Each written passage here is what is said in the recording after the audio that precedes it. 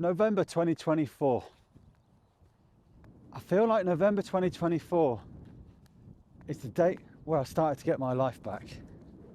I feel like I took a decision that genuinely has turned my life around in nothing but a positive way.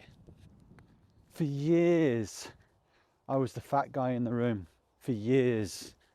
Since I'm gonna say probably since my late 20s, early 30s, probably around that 30-year-old mark. Since then, I've been the fat guy in the room. I'm 48. I'll be 49 this summer.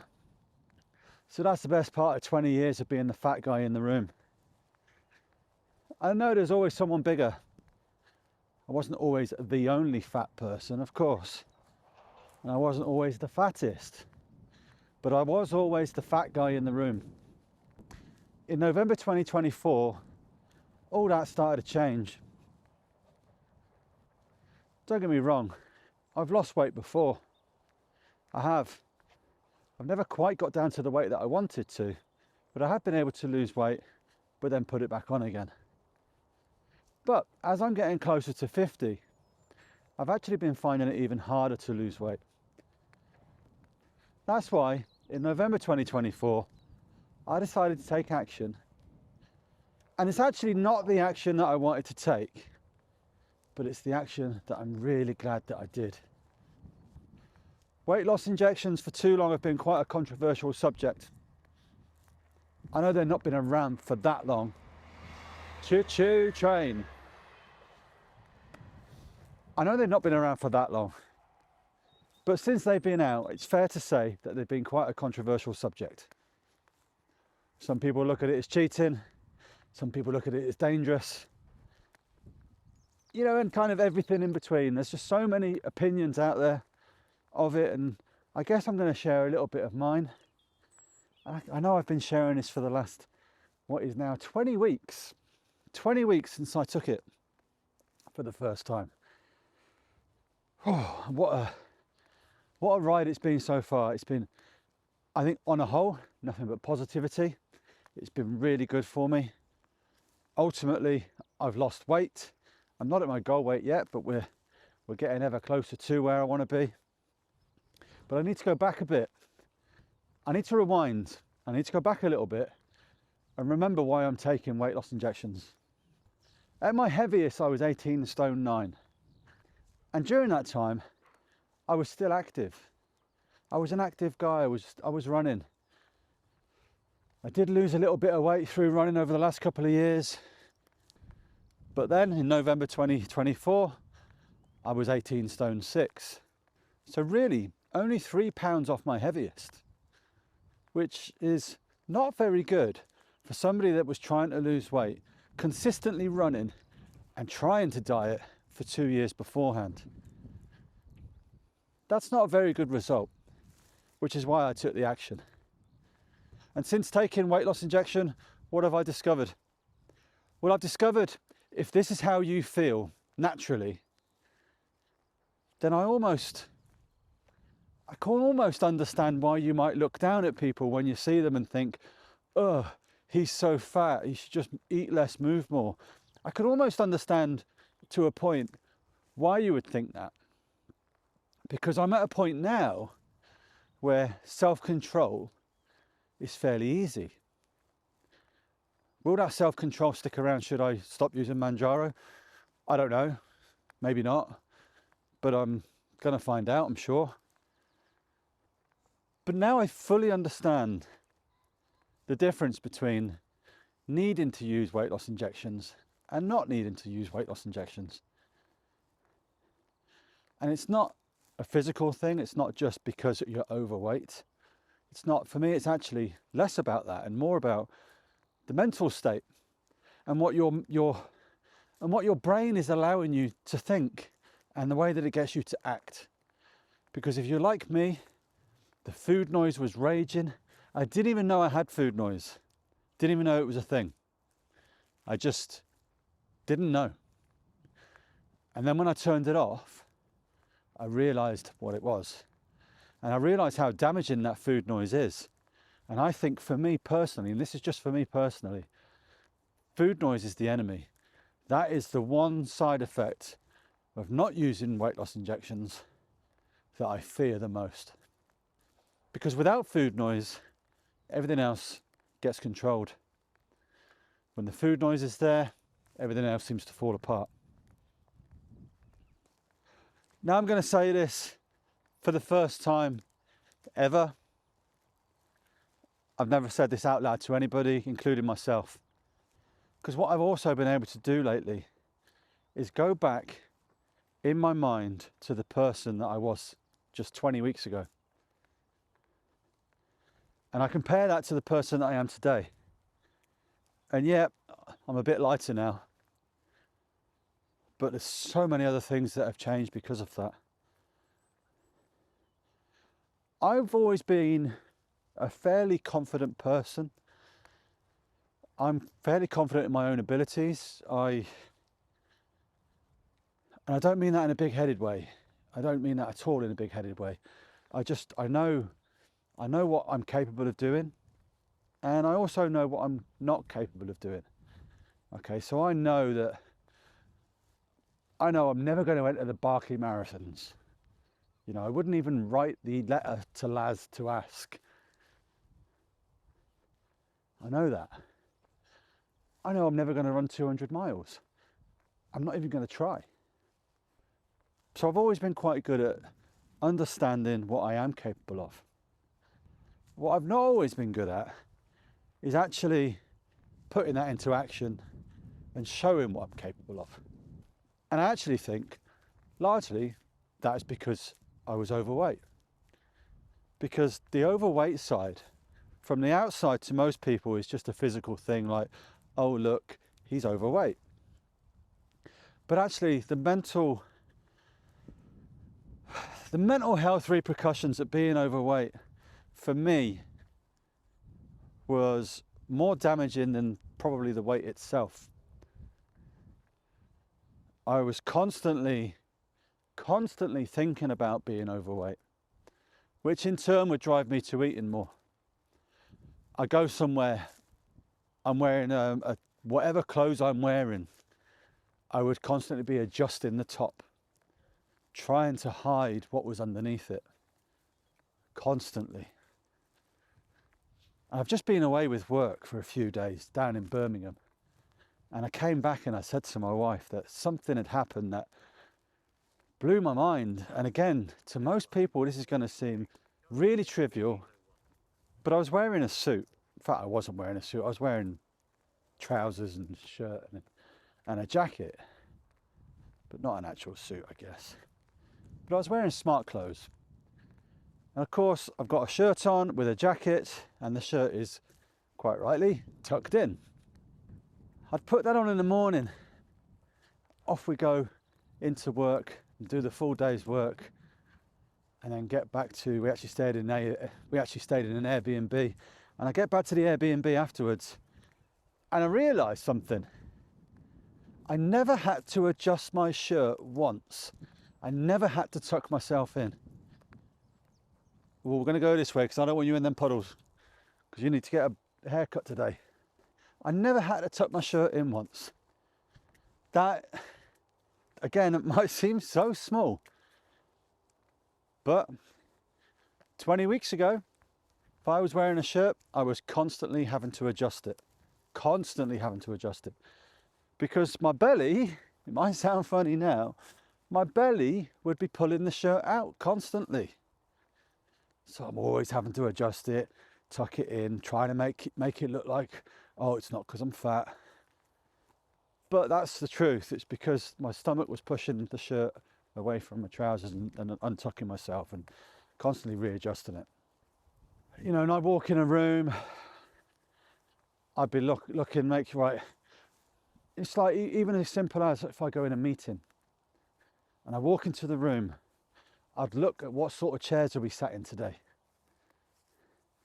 because I wanted to make sure that I could sit comfortably in such a way that I could hide my stomach. Because if the chair was too low, it means my legs get pulled up, which means you're hunched over, which then makes your belly go out more.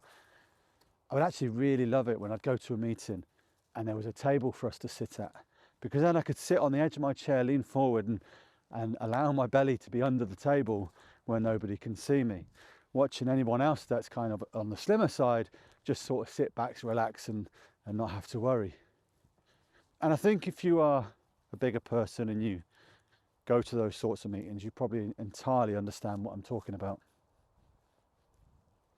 And I'm just going to share a photograph. Actually, this photograph was taken last week. This photograph is me with my colleagues in Birmingham at an exhibition. And that is the most confident I've stood anywhere in public for a long time. I've got my arms folded. I wouldn't do that before, because when you fold your arms when you're big, you have a big belly sticking out underneath. So I wouldn't do it. These are the changes that are small on the outside, but have really had a massive positive impact on my mental health. It's made me feel so much more comfortable in myself, which actually has made me have, how do I put this? It's just kind of made me more confident at work, because all of that other stuff, the adjusting my shirt, the checking this spot, where am I going to sit, all of that stuff was taking up parts of my mind that are now free, and they're free to think about other things. That's crazy. Oh, and another thing, the physical changes. Obviously the physical changes, some of them are going to be obvious, some of them not so much. Yep, I look a little bit different now. I am a bit thinner. Don't get me wrong, I'm not going to be, I am not slim. I'm not saying that. I am not slim. I'm not in that category yet. I've just lost a good amount of weight so far. We're over 40 pounds lost. So I'm not slim, but my gosh, the physical differences are, again, some will be obvious, but some might not be. Like, yep, I can run faster now. 23 minutes 21 in the 5k currently, 1 hour 59:28 in the half marathon. So these are brand new PBs that I've got in the last few weeks,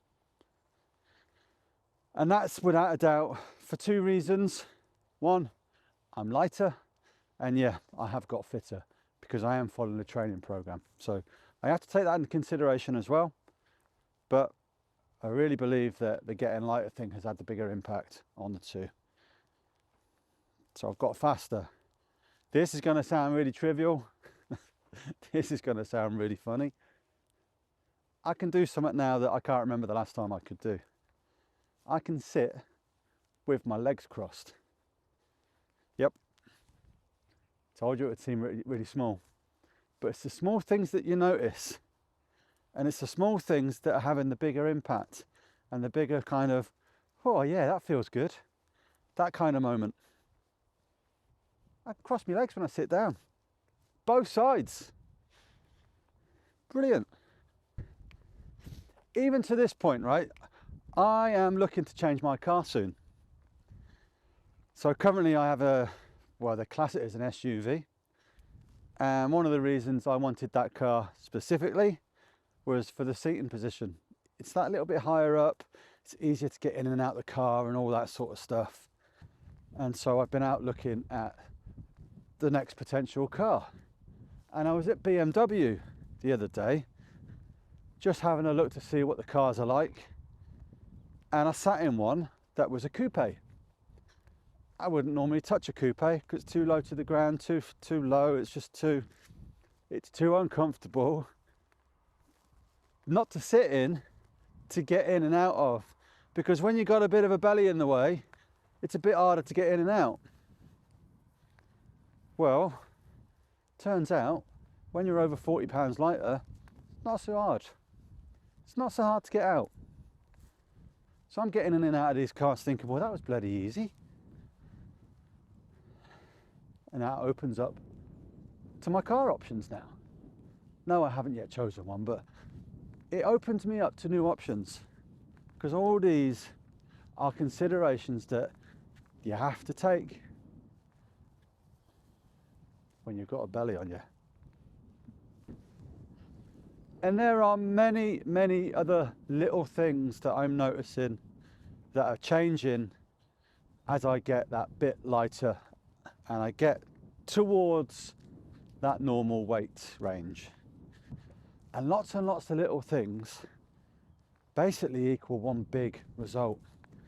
And that's just how happy it's making me. Like genuinely making me so much happier in my own skin. Even this jacket I'm wearing now, I'm conscious that it's too big for me now.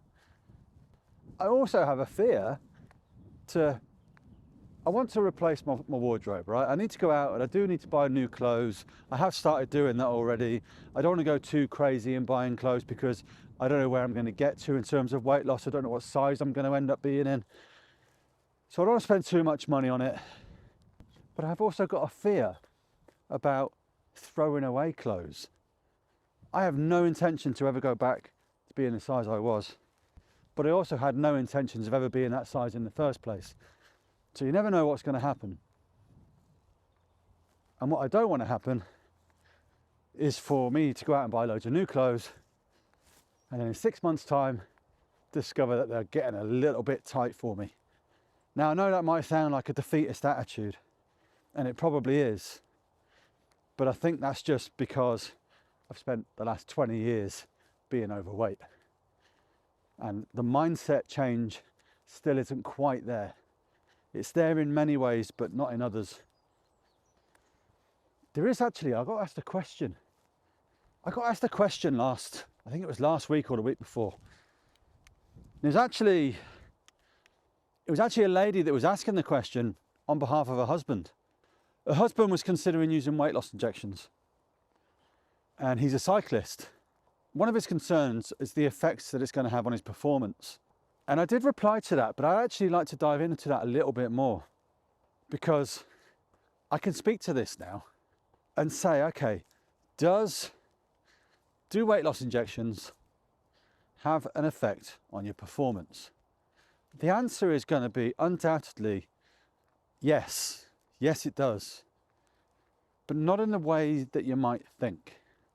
So I'm going to go back a few weeks and I'm going to mention it again. Middlesbrough half marathon. I had just gone up to the 10 milligrams and my body wasn't acting well with it. My body was telling me, no, you can't eat. I'm not going to allow you to eat. You're going to feel sick. Yada, yada, yada. And it was. That had an impact on my performance. But my body then adjusted to it. 2 weeks later, I get a PB in the same distance. So that kind of tells me all I need to know. Yes, it does have an effect on your performance. Yeah, you might have 1 or 2 weeks where you struggle with it.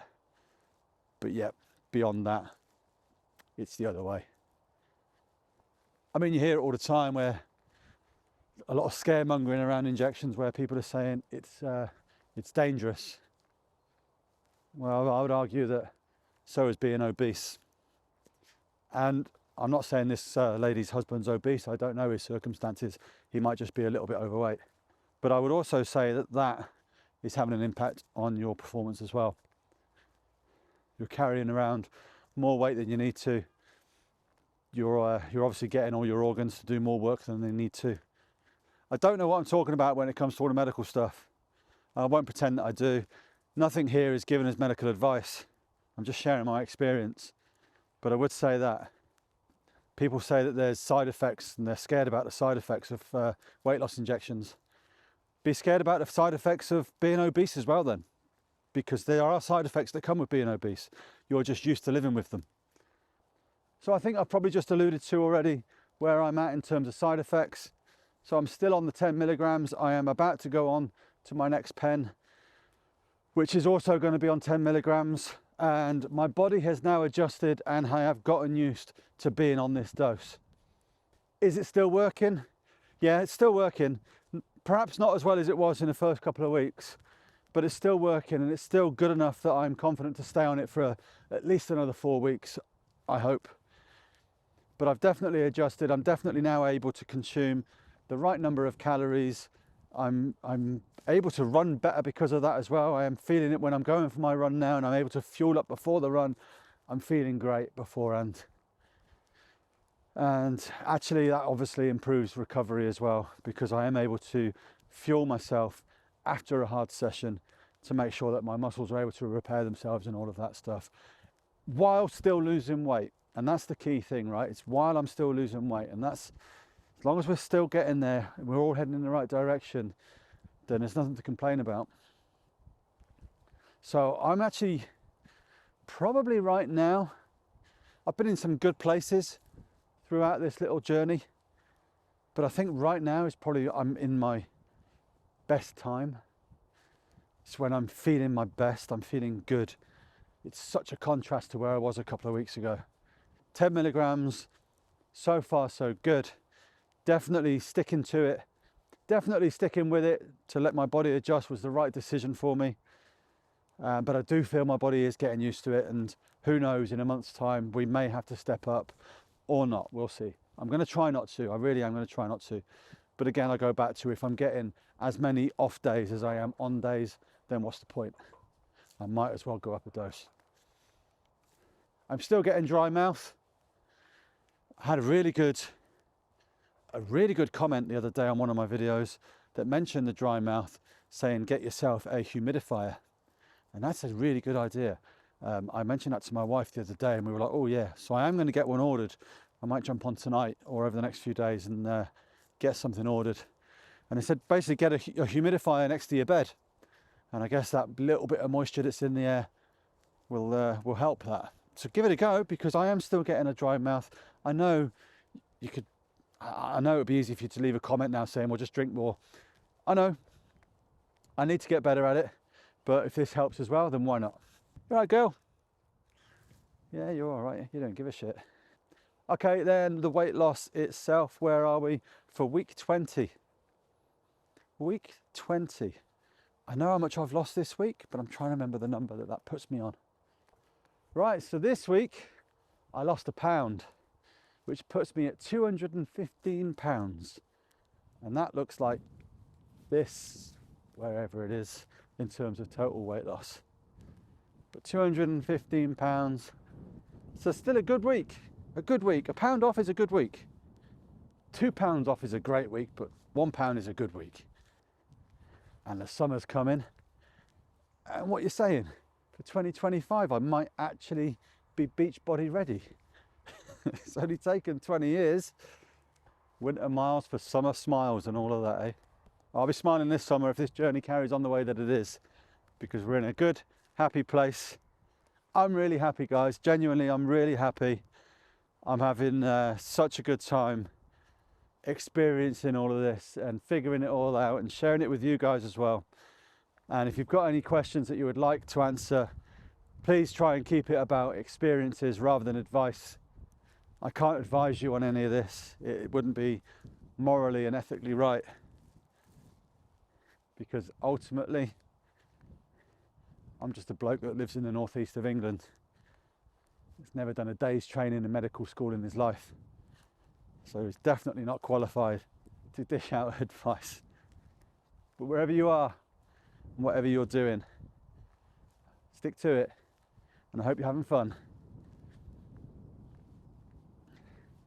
Keep it positive.